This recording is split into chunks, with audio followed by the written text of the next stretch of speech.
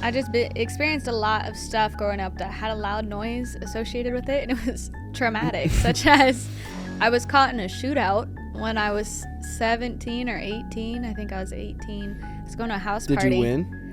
I was not shooting, my friend. Oh, okay. Yep, no. Softy. Sarah didn't have a gun on her, though I wish I had in that moment. No, I was going to a house party with my friends, and we got to the house, and as we're walking up, these guys, it was in a sketchy ass part too of the city, so I knew sounds nuts. I knew not to go, but it was my friend's birthday, so we were like, oh, we gotta go support him, da da da da da, it's his birthday. Yeah, so we get there and we're walking up to the house, and these guys are like, oh, you girls look cold, you should wait in the car. And we look at them and we're like, what the hell? No, not really thinking of it. We're like, we're trying to party, what you mean? Like, this is gonna be exciting and fun. And we get up to the house, and we don't even get through the front door. I'm talking, it is sardine level packed in that house and outside of that house. It's a small house, and it's like, I think of SpongeBob, like when they got all the sardines shoved together in SpongeBob, you know what I mean? It was packed. Well, yeah, they started shooting as soon as we were getting ready to walk into the house. There were shooters outside the house, inside the house. That's how it be. My shooters house got shot everywhere. Up. Same age.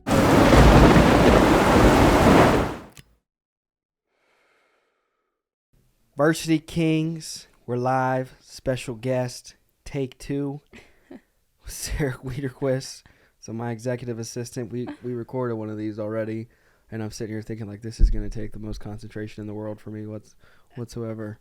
So we're doing another take. So for those of you that got to listen to episode 1 of Sarah, this is episode 2 of Sarah /1. I guess.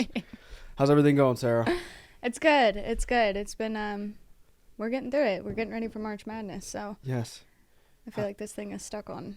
It gets stuck. These things get stuck. I don't know. We got the new office coming up in June, so we'll see how the studio's arranged. Maybe we'll do more like a centerpiece or something and have the mics just there.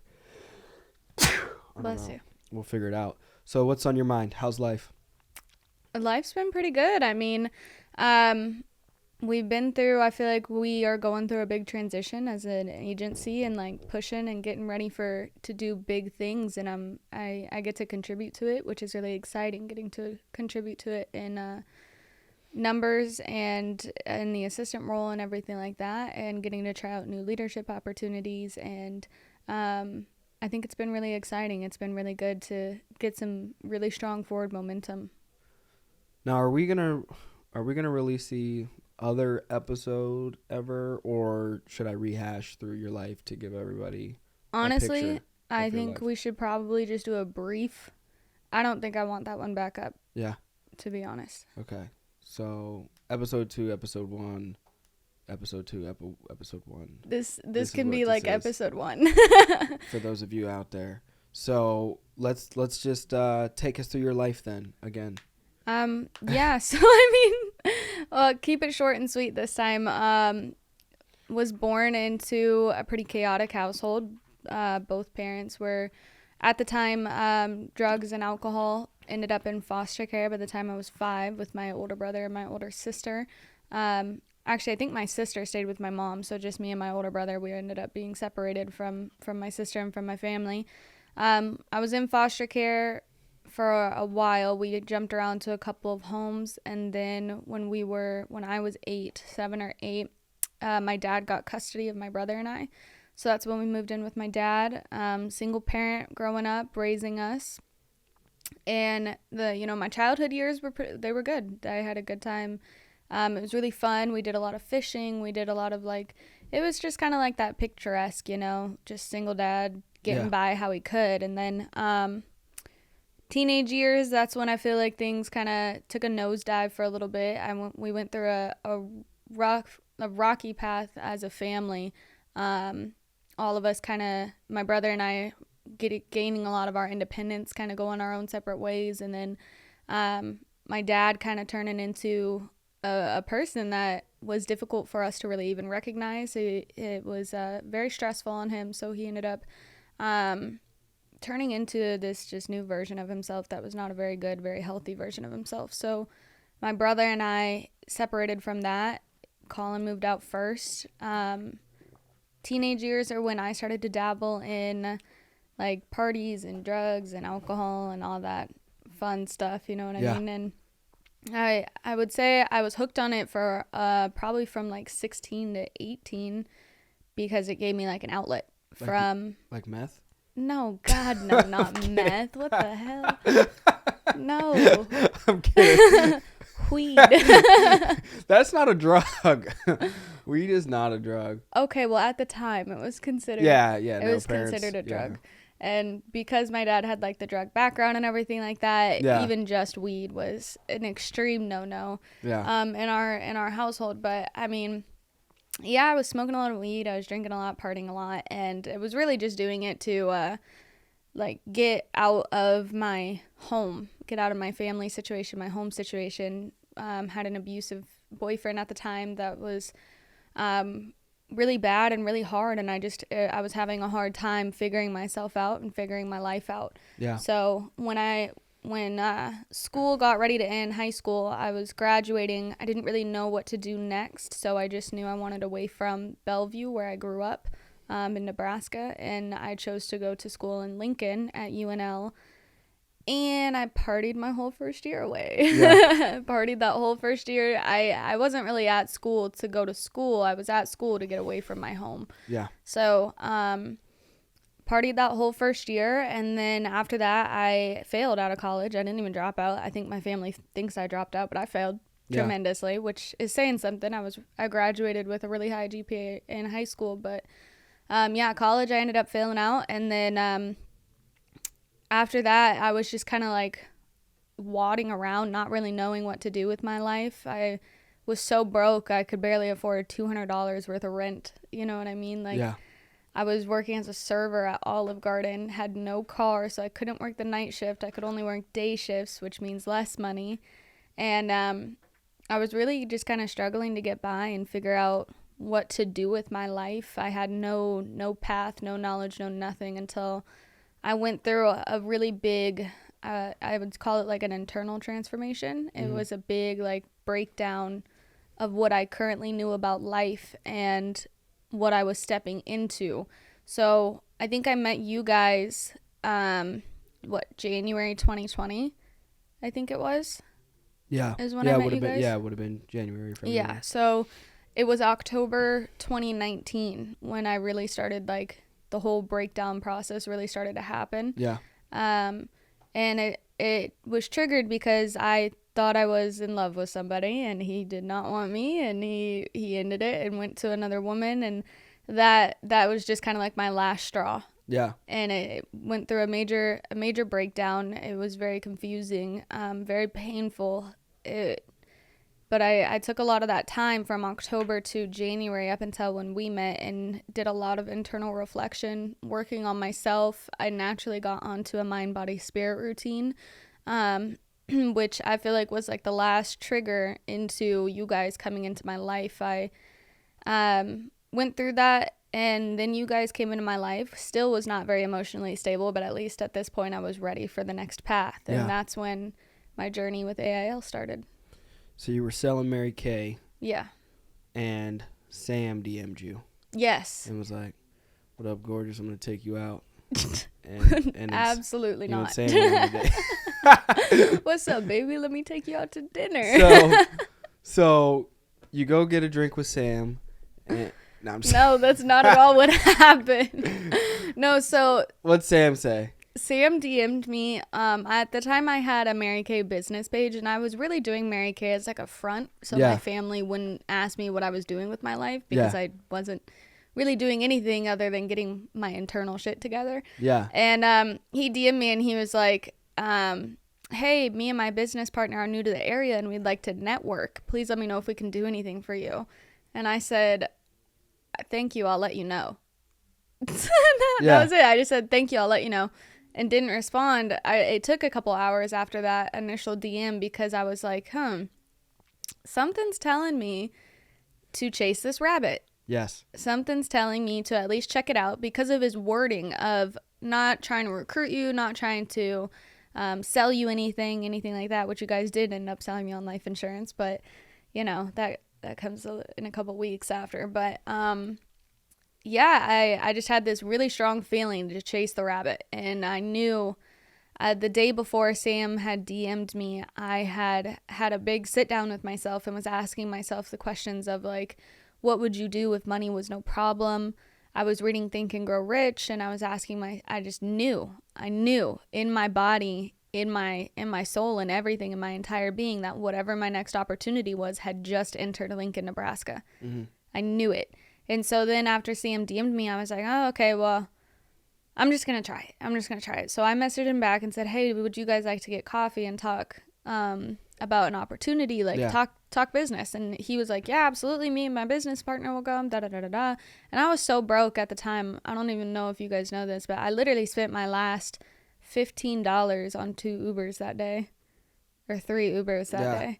An Uber to go to the coffee shop to meet with you and Sam, an Uber back home from the coffee shop, and then an Uber to the dinner. No, I don't even think I Ubered to the dinner. I had my friend pick me up and drop me off. We went to a dinner, didn't we? Yeah, we went to a dinner. I think that's when Sam was like, I think he was talking to Carmen, and I was like, those are some red flags or something. Like, it was at the dinner, and something weird had happened, and I think I was more upset with Sam. I remember being upset, I think. Yeah, you didn't show that. I think I was pissed. You had like a very excited personality when For real? I first met you. Yeah, Oh, yeah. okay. When I met you at the I didn't realize that you guys were going in there to interview me. So when we met at the coffee shop and you guys walked in and started blasting me with questions, I was like, oh my God. It lasted like 2 seconds, then you guys just got up and left. You walk in to this coffee shop in suits and a beanie because it's the middle of winter, and I'm like, who are these people coming into the coffee shop in suits and a beanie? What the hell? What are they doing? And then we went to that you called it a networking dinner. It was with I don't remember his name. Do you remember his name? He's an entrepreneur in Nebraska. White or black? White. Colton? I don't remember. Like a country looking dude? Everybody from Nebraska is a country looking dude. What do you talk about? I don't remember. He brought his girlfriend. Oh, yeah. No, he's supposed to get on the podcast. Yeah. I remember him, but I can never remember his name. I'm so sorry. Yeah. That guy. Yeah, so anyway, we went and we met with that guy, and that was like my first time ever having a nice dinner. Yeah, I remember that. A super nice dinner, and I only ordered mushrooms because I was afraid I was going to have to pay for myself, and I couldn't afford it. Yeah, people are always surprised because I don't remember the last time I went out to dinner with someone and like didn't pay, and they're always surprised when I'm like when I like pay, like if people don't know me and I'm like, they're like, do you want me to help? I was like, no, and they're like, really? You can. I was like, it's $200. I'll spend that when I wake up. They're like, what the fuck? Yeah. So after that is when I came in and did a skincare party with you guys. Yes. And that's when I got hooked. Yes. That was my hook right there. That I still have pictures from that, and I will frame those pictures of you guys doing the skincare. It's like Rob and John and Sam and you. You gotta send me these today. I will. You're gonna post die. Them in the group me. You're gonna die. You guys. I remember look coming like up babies. to you and like telling you like, hey, we ain't buying shit if you don't buy shit. Yeah, you did say that to and me. You looked at me like I was like, I'm like, I'm dead ass serious. You did say that. And then after I finish, I've got like a whole gaggle of people swarming me, and I'm like, I haven't even had to buy anything yet. And then I did end up buying life insurance off John. $40 policy or something. I think it was like $50. Yeah. That's really all I could afford. That's all I had in my bank account. But you probably made $400 that day. I made $700 that day. Yeah. Off of Mary Kay. And I remember you asked me, you were like, how much did you make? And I said $700, but it's 50% commission because you have to invest 50% back into your business to buy more product. And you were like, well, you could have made that full 100% with us. That full $700. And I was like, okay, crazy. Yeah. See, I remember always being like nuts. You were always nuts, especially in the beginning. Yeah. Especially in the beginning. Lots of wrestling, lots of I was walls. 20, 21. I think you were like 21. Yeah, so I just turned 21. And I was absolutely a tyrant probably. Just a little bit. Yeah, absolutely. A little bit. So, how was the beginning of your career with us? Rocky. Yeah. Rocky. I know you can attest to that. It was, I was not very emotionally stable. I put on a really good front. Yeah. I put on a really good front. But no, internally, I still had a lot of maturing and growing up to do. And really, at the time, what I was praying for was just a space where I could love and be loved and just try. You know what I mean? And just give it my all and patience. That's really what I was praying for at the time. And I feel like, thank God, you guys tried to get rid of me. I refused. Yeah, kind of. I was like, go ahead and take a walk. Think about if you're even going to be able to do this. Not even that. You said, let me know when you're ready to quit. I remember that. Oh, okay. I remember I that said it a little nicer. No, I remember that so clearly because I sat there and I like turned my body back and forth towards the door, not towards the door. And I said, oh, shit. And I took a deep breath and I came back in. I was surprised. When you came back, I was like, all right. I can respect it. Dude, it was so embarrassing. Everybody just stopped what they were doing and they were staring at me and it was so embarrassing. But sometimes you got to do that. You know, I've had to take some fat, embarrassing L's in this business. Yeah. And I feel like that was the first one that really showed my dedication to my growth, like to myself, because I knew I would never quit. And I had said that a million times in the beginning was I'm never going to quit. I don't care. I'll force it. I'm never going to quit because I know there's nowhere else I can go that can give me the opportunity that this place was giving me at the time and still gives me to this day. Now, when did you transition? Were we in the new office when you transitioned into the assistant position? Not yet. We were like a week away from moving into it. I remember touring the office with you. Okay. Maybe 2 weeks away from it, but I remember doing like the final tour with you and setting up the Wi-Fi and the mural. Yeah. Setting up the mural and everything. And then we had moved into that new office. So I transitioned. I was an agent I was coded in February of 2020. What, February to like April? No, it March? was like August. October was when we moved in. We moved. Or maybe it was July. Because we were only in Nebraska for 9 months. It was January to October. Yeah, but we weren't in that new office for more than a month or two. Are you sure? Yeah, because I moved down in December. I thought I destroyed that office. No, I moved down in December. Yeah, you're right. Because I remember some hot months. Yeah. Grilling out. Yeah. So we moved into that new office probably in like late July or early August. And I transitioned into an assistant probably, I think it was right after my 21st birthday. So it was right after the beginning of July. Yeah. When I transitioned into an assistant.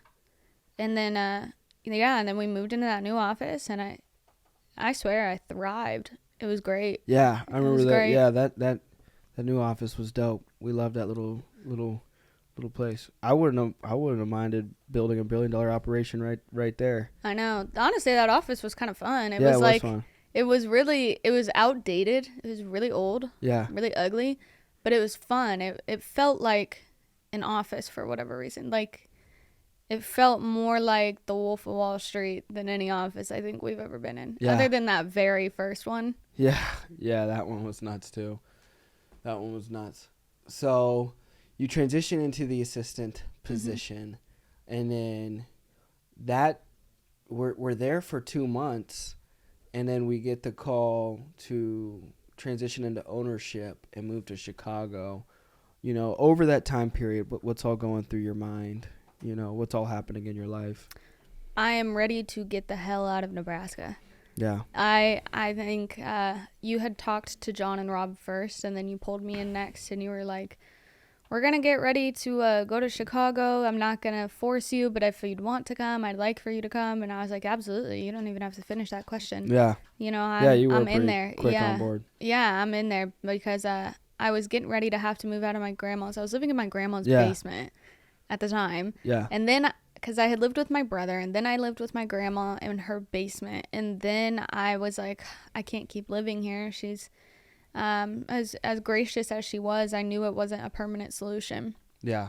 So I was ready for it. Honestly, I saved up a bunch of money as soon as I could, put the down payment on an apartment up here, and got out here by December. Yeah, you were out here quick. Yeah, I was honestly just ready and really excited for it. So you got out here quick. We start out here, and really, all of last year was our first year. Mm-hmm. So what was that like for you all of last year, and really your responsibilities increasing and more diversification in the responsibilities that you do have with also assisting Simon and then working closely with his assistants and just everything going on in your personal life and your business life? What was all that like? I think getting out here helped me let go a lot of the personal issues that I was having back in Nebraska.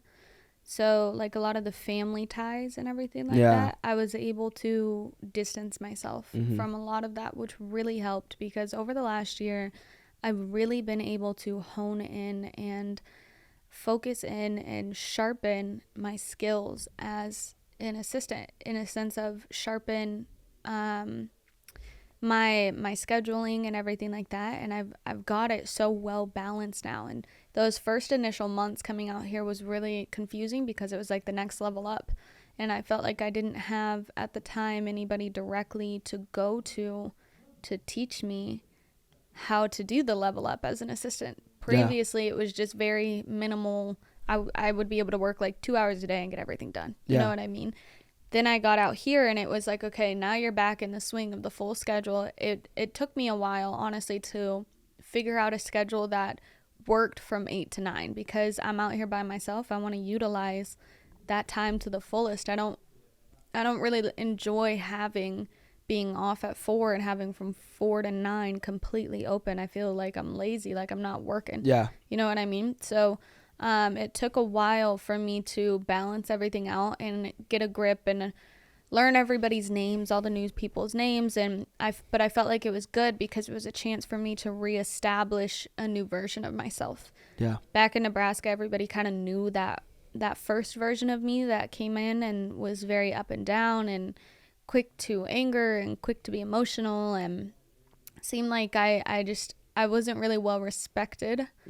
Out there, and I was able to come out here and really get my shit together and reform my name so that I was respected. And I feel like I've done pretty well doing that over the last year. I feel like that's something that I really spent a lot of time just doing internal work and external work in a sense of like being a woman in business and a strong woman in business, and making sure that I'm doing it to the best of my ability and I'm helping the people around me, but I'm taking care of myself as well, and I'm balanced in all aspects. So I have no room to really feel overwhelmed because I've got everything down so well now. Yeah. Now, who do you think, up until this point in your life, who's been the most influential person in your life? I would say there's been 2 people. Childhood up until I really moved out here, it was definitely my grandma. She was a really strong businesswoman, worked her way up in like the 80s in business in Nebraska. So as a woman to do that, that's difficult in itself. And then getting out here, I would say I have paid more attention.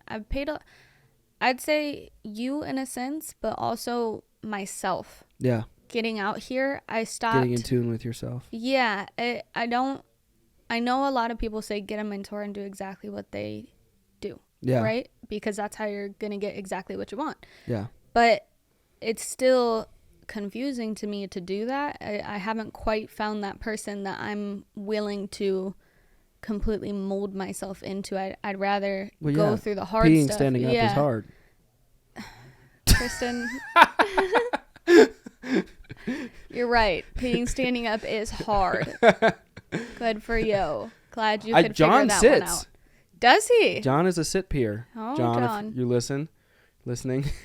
Oh, Jonathan. Yeah, John's a sit peer. So getting in tune with yourself and allowing yourself to influence and guide yourself. Keep going. Yeah. More so like I know that I want to be the mentor. Yeah. Long term. That's what I want to do. So I feel like I have to face those hardships and just kind of learn by trial and error. Yeah. That way I can I know it's a little bit slower of a road, but I do better on a slower road like that than I would if I were to try to fast track it. I'd be tripping over myself.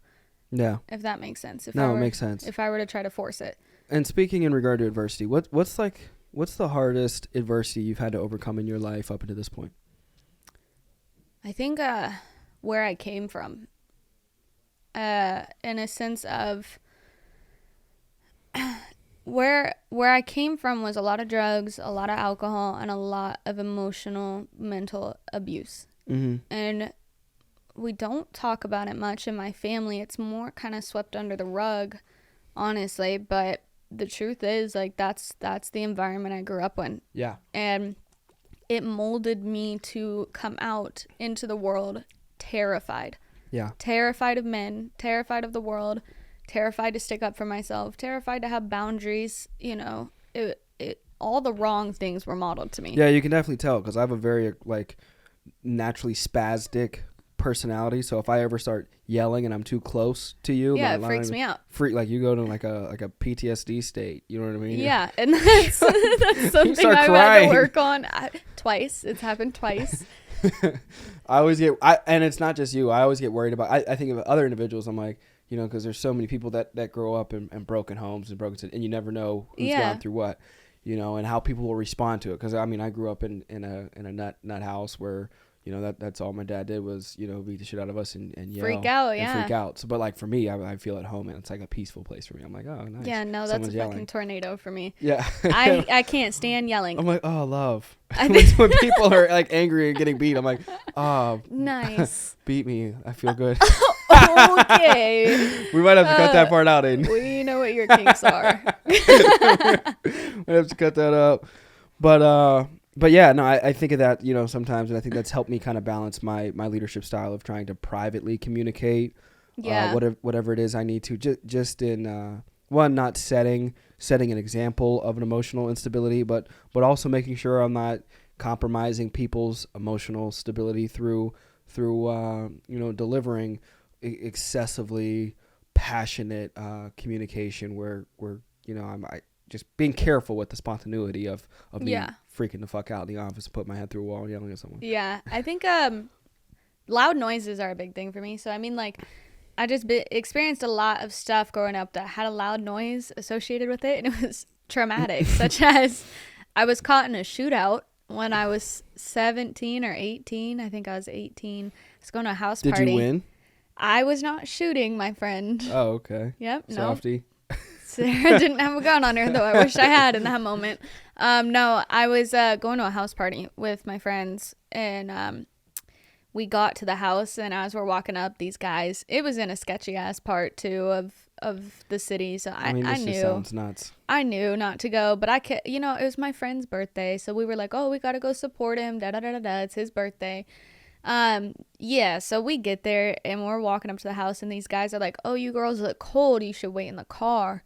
And we look at them and we're like, what the hell? No, not really thinking of it. We're like, we're trying to party. What you mean? Like, this is gonna be exciting and fun. And we get up to the house and we don't even get through the front door. I'm talking, it is sardine level packed in that house and outside of that house. It's a small house, and it's like, I think of SpongeBob, like when they got all the sardines shoved together in SpongeBob, you know what I mean? It was packed. Well, yeah, they started shooting as soon as we were getting ready to walk into the house. There were shooters outside the house, inside the house. That's how it be. My shooters house got shot everywhere. Up. Same age. Dude, and I remember seeing this girl running, screaming for help with blood all down her legs, and I'm like, I'm texting one of my friends at the time, and I was like, in the middle of a shootout? Well, we were running, and I was terrified, and I'm like, they're shooting. And he's like, just run, Sarah, stop texting. And I'm like, okay. Damn, and I'm dude. running, and like, I got my other friend who, let's be honest, she's not an athlete, so she got about a block down before she couldn't keep running. And I'm like, we gotta the best go. Situation. We gotta go. You want to always, I feel like in situations of like turmoil, you always want to pair up with someone maybe a little like less than you to like be the distraction. Oh, that's fucked up. You know, like, you know, it's like, sorry, Susie. Sorry. They're gonna take you. So you didn't. I just imagine you with like, you know, your Glock just pulling up to the house, and you're just Just Sarah. Sarah about this. Sarah about that. Sarah, Nebraska. Shut the fuck up. Oh, she keeping this. She keeping that. Sarah don't know shit. Shut the fuck up. Sarah starts shooting the house up. Oh man, yeah, that was traumatic. Not even like a full year later is when y'all started lighting off the fireworks. Oh, that's why I freaked out. Oh my god, I wasn't Who over else? that. Wasn't there other people? Yeah, it was a whole group of you, but you. No, wasn't there more criers? Like you and like I don't who know. else? There were some other people that like really freaked the hell out. We were like doing it in the office. It was in the office, in the boom. Yeah. Oh, what the fuck, dude? In the open grass space, yes, right next to the office, and it blew up in the grass. Yeah, and they would like fall on their side, face, and you'd have to like run because you're getting shot up with a firework here soon. Yep. Yeah, that was terrifying. I was a big crybaby the last couple of years. Shit. Yeah. Well, I'm over it now. Yeah. Somewhat. Yeah. I do it even more in my private space. Yeah. Yeah. With my cat. So, and then what about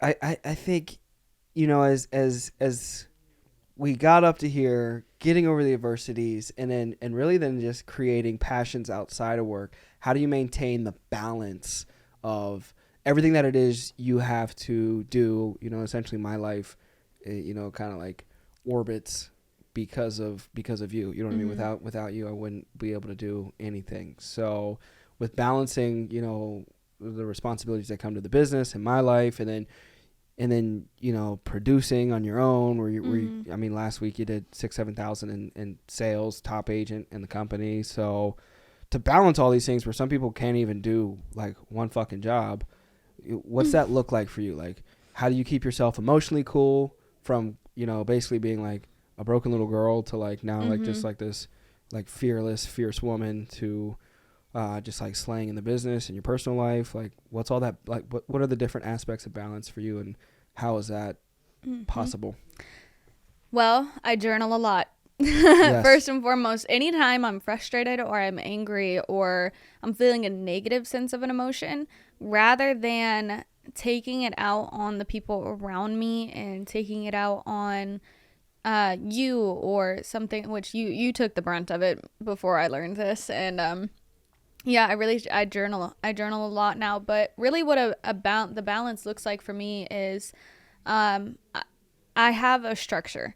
I have a structure of how the day is going to go. I know what time I'm going to wake up. I know what time I'm going to be in the office. I know before I go to bed if I'm going to get hair and makeup ready or if I'm going to do sweats the next day. I know what I'm going to eat for lunch. I know what I'm going to eat for breakfast and dinner. I know if I need to do a report that day. You're extremely organized. Yeah. So the extreme organization and prioritization around what it is you need to get done, yes, helps you maintain balance in work and then in your emotional life too. Yes, because that when you're so busy, you know what I mean? You don't have time to focus on anything else. Yeah. Like your mind, even if you've got something else on your mind, when you get rolling on that to-do list and you get rolling on those tasks for the day, that kind of leaves your mind. Yeah. So I've learned that you go through and you structure your life in a way that is productive every day. So you feel like you've accomplished something every single day. Yes. And then I really just kind of am fluid within that structure, but that structure is really what keeps it.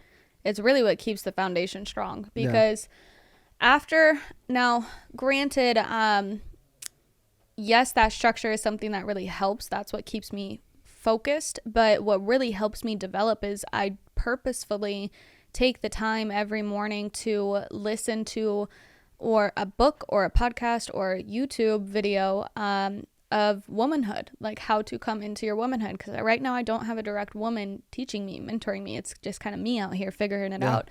I know in my mind I want to be graceful and I want to be strong and I want to be compassionate and I want to be caring. I want to be like an empress, right? Not just a queen, but an empress. So what about Rob? Yeah, definitely. Rob. He's an empress. Rob's a princess. Yes. But so I'm purposefully watching these YouTube videos and I'm reading these books and I'm listening to these development podcasts of people speaking on queenhood or womanhood, or how to be a woman in business, how to address certain things in business as a woman, how to handle your life as a woman, how to become more organized as a woman. I'm purposefully targeting these things because a lot of them, it just hits home for me more than it would if I were to read a book written by a man. Well, obviously, from your perspective, obviously screw men, but but who's your favorite woman then that like really pours into you? I love. Hold on, I gotta look her up on YouTube. I've Fake fan. No, you sent me one of her videos, and then Yes. I sent you back one of her videos, and was like, "Watch it, take notes." I know. I was like, do notes. Hold on, I gotta see. Give me 1 second. I don't know how to work this. Subscriptions, maybe. Am I subscribed to her? See here, I got her too.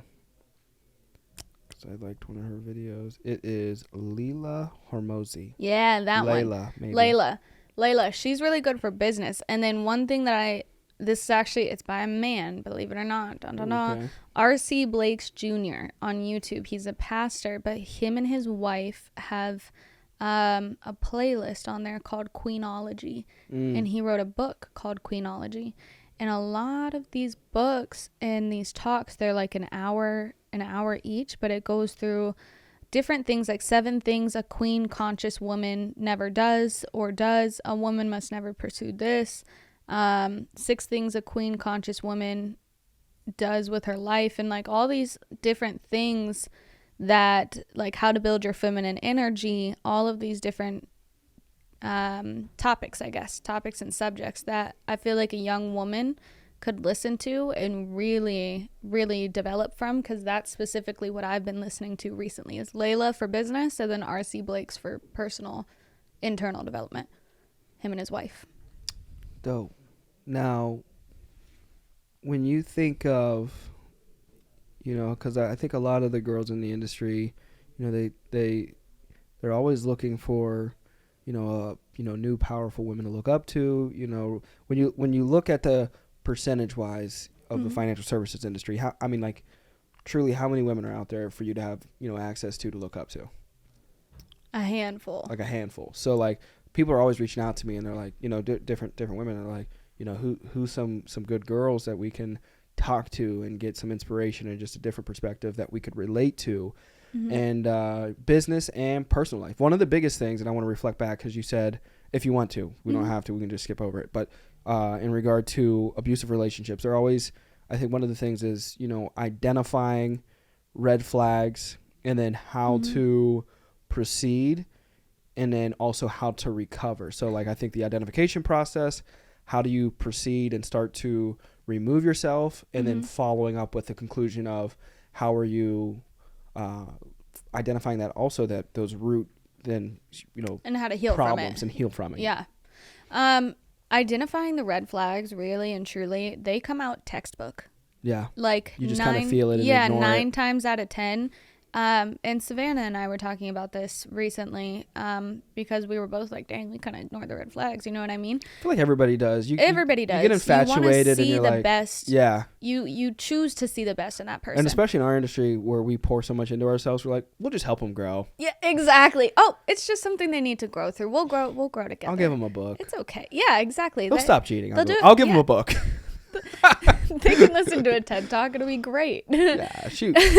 But really, they come out textbooks. So I mean, like, it's how is that man or woman talking to you when they're angry, right? Are they yelling at you? Are they blaming you? How do they talk to their mom? Are they gaslighting you? Yeah. How do they talk to their parents? Specifically as a woman, I'm looking at how men. What's the treat other gaslighting? women.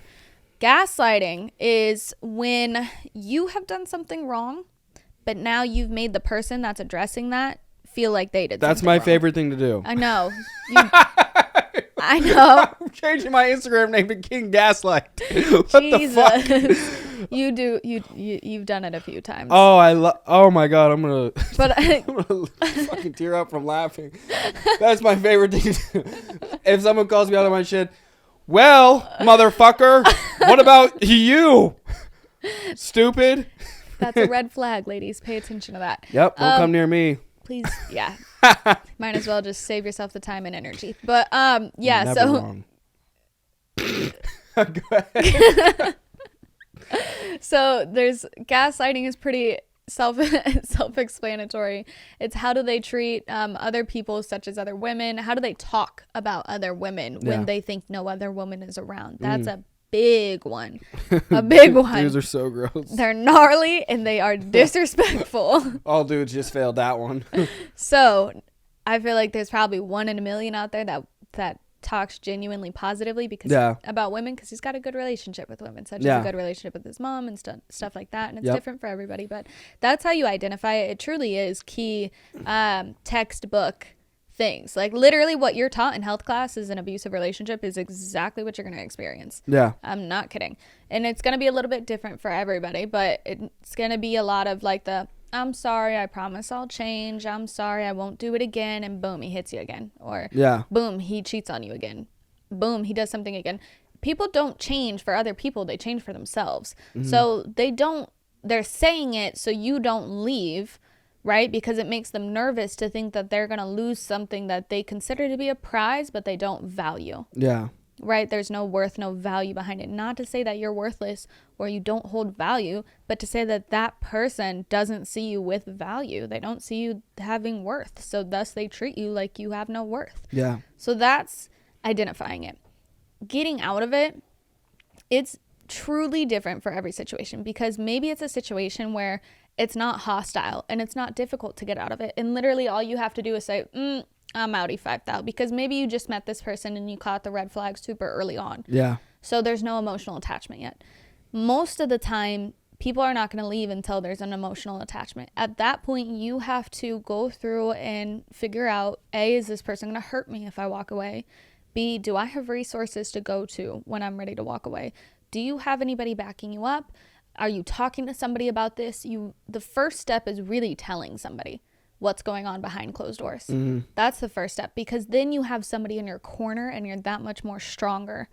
On average, it does take women, they will go back to their abusive relationship 6 to 7 times on average. It's true. I thought women were smarter.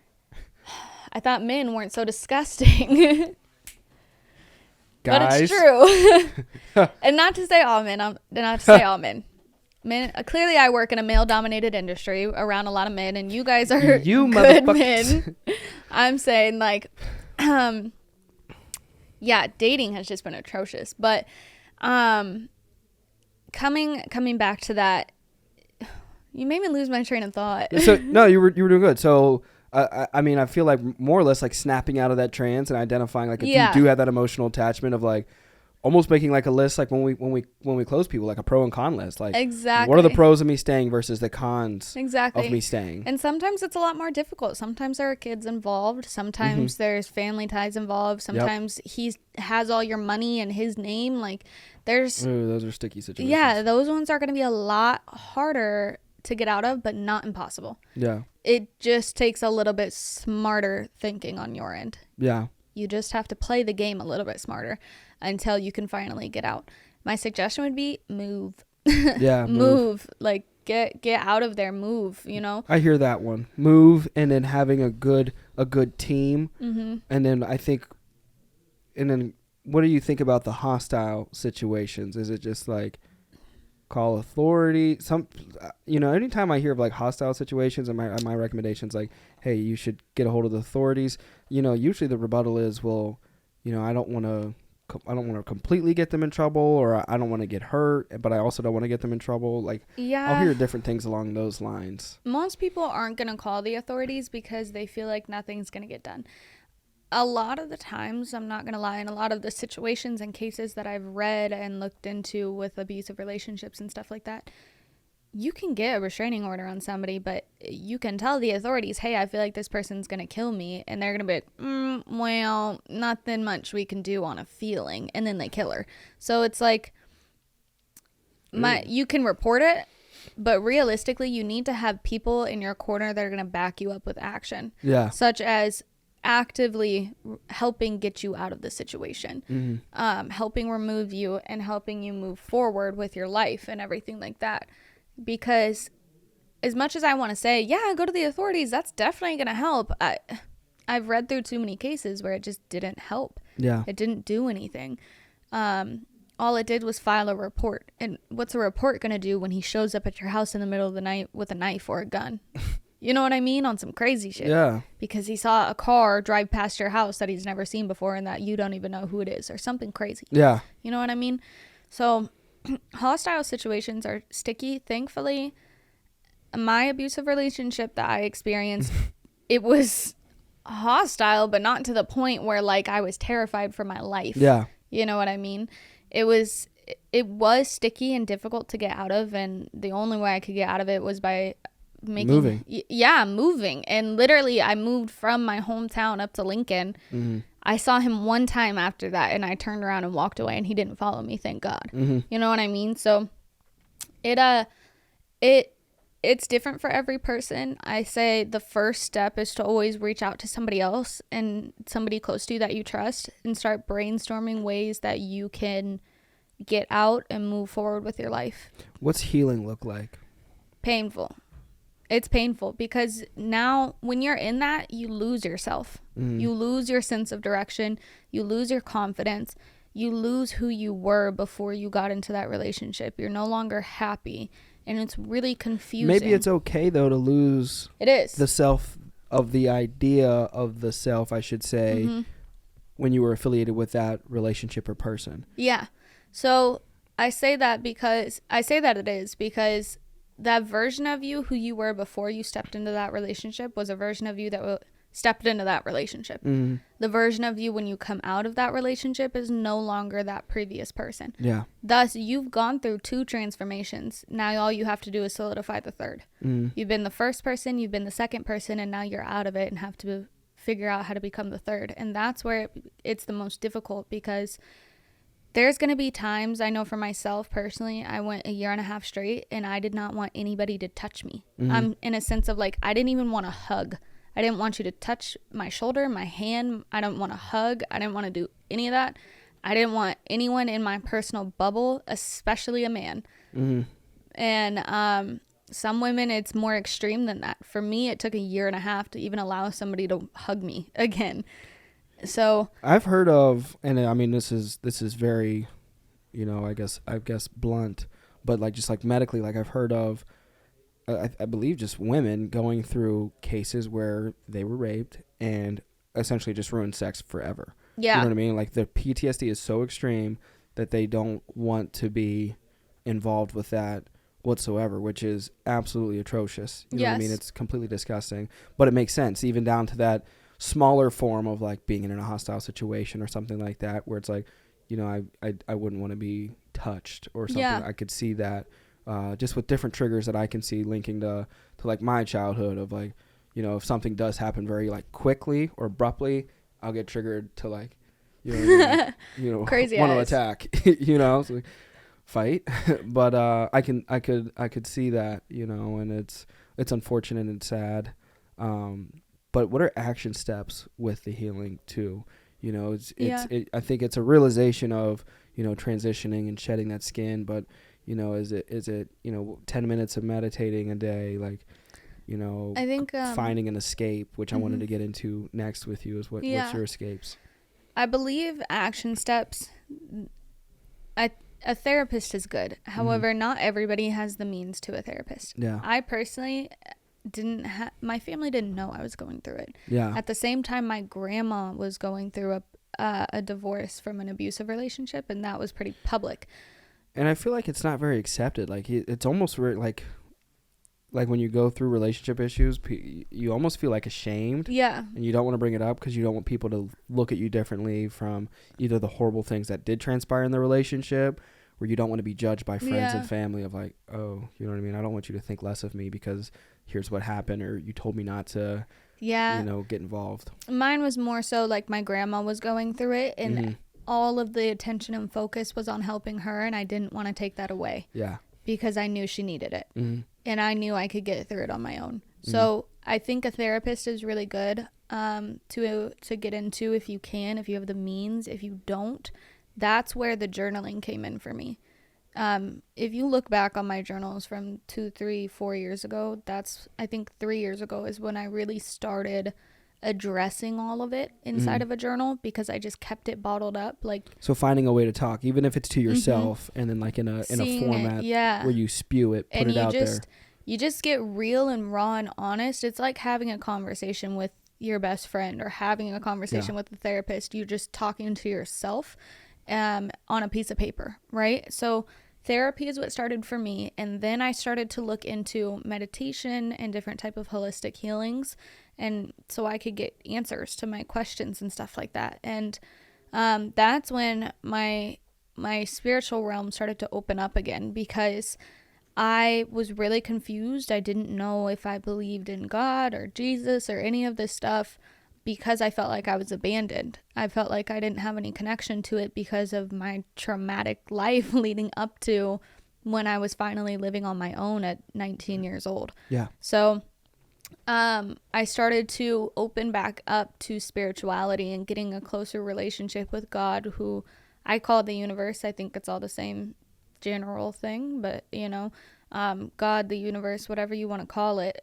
for purposes of the common, we'll call it God. But yeah, that's when I started to build a deeper relationship with God, and I started to feel protected again, and I started to feel safe again, and I started to feel genuinely happy again. I started to meditate. That was a big action step. That I meditated for 5 days straight one time. I'm talking like from the time I woke up to the time I went to bed, minus eating and like going to the bathroom and stuff like that. I meditated all day for 5 days straight, and it was an extreme reset. You know what I mean? An extreme reset for me. That's when I got into being open-minded and really getting honest with myself and figuring out who I wanted to be without this past version of myself looming over me like a haunting cloud. You know what I mean? So I think action steps that you can take is talk to a therapist if you can, get into journaling, and meditate. Those are like the 3 things where you can start, and then your path will begin to form from there. Do you think the therapist could be substitute for just a really good person in your life? Somebody that has a good ear? Because I've met therapists that I think are just absolutely dumb. Yeah. Or just weird, and I end up helping them. Yeah. If anything, and I'm like, this isn't what I'm paying you for.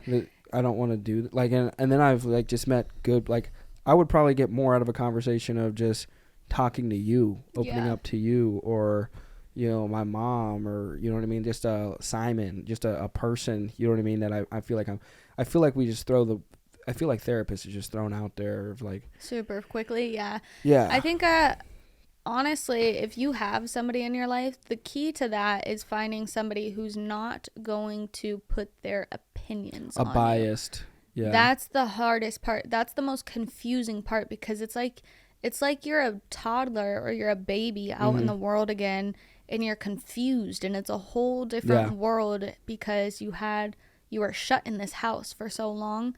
So you don't want somebody who you're going to get out, and though you may trust them, they may not have genuinely good advice or intentions for you. So it's different because you have good people around you. You got to think about those people that are fresh out of those situations don't have the best people around them typically. Yeah. So that's why I think journaling starts well. And then you'll learn, you can start to open up to, you'll find somebody on that path who you can talk to and go from there. How do you not end up in the same situation again with the next guy? There's really, you have to trust yourself.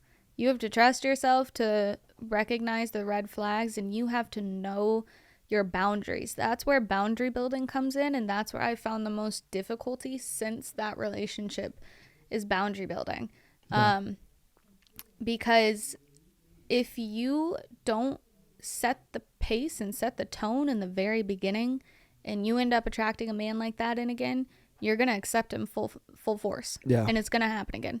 And it's going to happen again and again and again until you stop and you look at yourself and you ask, what am I doing wrong? Well, you're probably just not setting boundaries. You're probably too weak in your boundaries, and that's not a bad thing. That's just an area that now you need to stop dating and take time and work on. I know I rarely date. I don't date very often anymore. And even then, like recent relationships that I've been through and experienced, I did not set good boundaries, and it ended because I didn't set good boundaries and ended up getting walked on. Yeah. So it's like you learn, but eventually you just keep going. You keep trying. You have no choice, but you keep trying, but you eventually learn specifically what it is. What are your escapes in life? You know, mine are movies and working out. What are areas of that you're passionate about and you find yourself really in a peaceful state of mind? I Painting. painting. I love painting. Specifically though, I like colored pencil more than I like painting. Yeah. So I like to draw and paint, not paint, but I like to draw and colored pencil and blend. A lot of blending work. A lot of my apartment right now is my art put up around my apartment. I also, if it's warm enough outside, Chicago, it's a different story. Nebraska, I could walk around when it was the winter time because the wind wasn't as insane. But here, I can't do that as much. But walking, I like getting out in nature, and I like finding spots where I can't hear any cars. That's a little bit difficult to do here in Illinois, where we're at. But Nebraska, it's pretty easy to find some spots where you don't hear any cars. So Yeah. I like to get out into nature and find spots where I can't hear any cars. I like to draw. I like to read a lot. And I like to clean. I like to do things that have to do with my mental health, that have to do with taking care of me. So sometimes that might look like me going and getting a massage or a facial. Sometimes that might look like me going for an hour walk. Sometimes that might look like me cleaning all day. It's really just things where I can move my body and my mind can slow down, and I don't have to think so much on work. And I can just kind of think about me again, because my whole life is centered around thinking about what you need. And there are times in that when I have to remember to, I'm a human being. Yes. And I have to take care of myself too. I have to feed myself first, or else I'm going to get hangry and it's not going to come off correctly. Yes. I have to clean my home, because how can I reset in a dirty home? You know what I mean? Especially having a cat now. Kitty litter everywhere. Oh, God. Everywhere. I can't even walk in my house without socks anymore. No. Kitty litter everywhere. So just taking care of yourself, cleaning for yourself, and making sure that you're doing little things that help take care of your mental health. So, what about favorite food?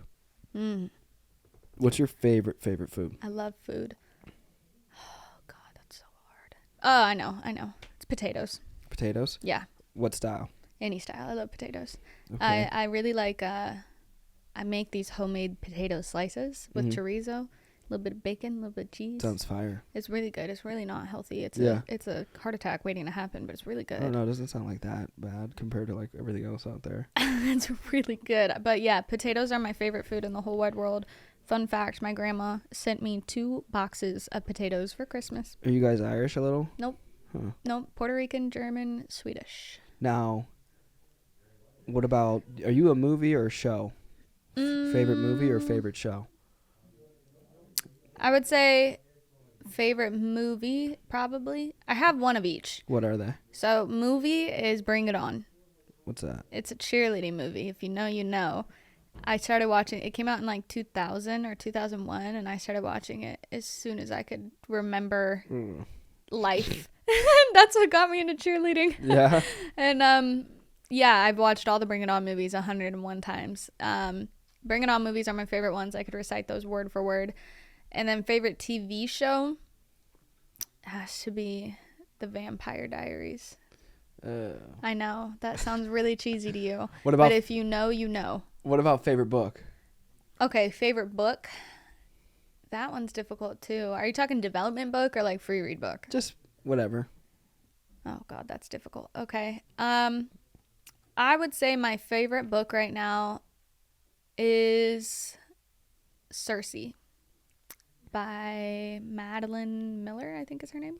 And is that some female goddess? Yeah, so Circe is Greek? Yeah, she's Greek. She was a Yeah. daughter of a titan and da da da da, and she got exiled to an island, and it talks about her like meeting all the famous Greek heroes, how they like ended up on her island. Yeah. Through like thousands of years, and it tells her story. It's like a retelling. It's actually pretty good. That's dope. It's pretty cool. What's your favorite book? Think and Go Rich. I never really did any. I mean, if I did have like a novel, yeah, it would probably be the Percy Jackson series. I think. I definitely should have said that. Yeah, those are the only books I think I ever read that was like not a development book. Those were one of the first books I ever read. I actually found the very first book I ever read growing up. I found it. I still have it. What's that? It was made in 1997. What book? Stones and Water. It's a book about this kid in the Holocaust. Oh. It's like his story. I was really obsessed with. Wow. History. Wow. As a kid. Yeah, I took it from my brother, but it's been through me, through foster care, through growing up with our dad, through all the moves. Somehow it ended up here in Illinois in my apartment. Wow. That's insane. That's dope. Well, anything else on your mind? I think what are we, an hour and a half in, Aiden? About an hour. About an hour in. So anything else on your mind? No, I think if you are a woman trying to get into business and into the business industry, specifically a male-dominated industry, do it. Stop hesitating and do it. So if people want to work with you directly, where can they find you? Yeah, so you guys can hit me up on Instagram at Sarah_Wederquist. You guys can hit me up on Facebook, Sarah Wederquist. Does everybody know how to spell Wederquist? Nah, Wederquist. It's Swedish. Yeah, I guess I didn't think about that. Sarah with an H, not without. But yeah, you guys can hit me up on Instagram, Facebook, and TikTok, but I don't really use TikTok very often. I think it's like Sarah Wederquist or Sarah Wederquist Sarah or something like that.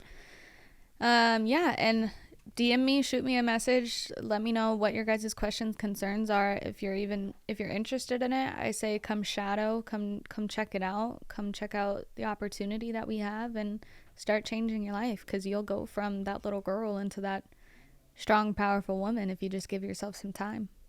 Let's go. Anything else you want to shout out or bring attention to? No, not really. I think that's it. Let's go. Love it. Another episode down. Peace out.